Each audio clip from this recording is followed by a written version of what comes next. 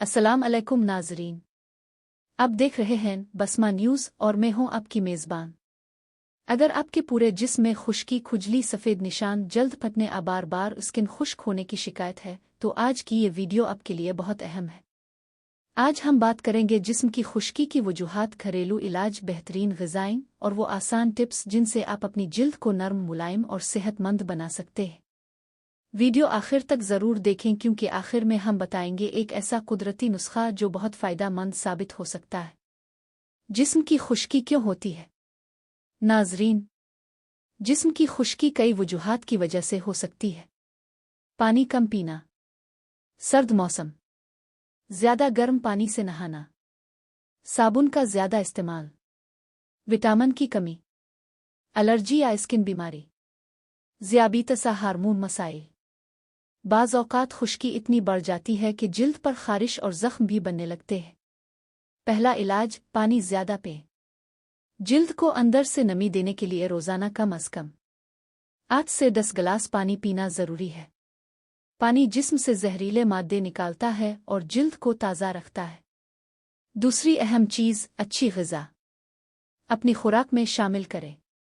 खीरे, गाजर, माल्टे, दही, बादाम, अखरोट, मछली।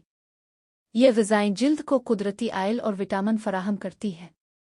तीसरा इलाज, मॉइस्चराइज़र का इस्तेमाल।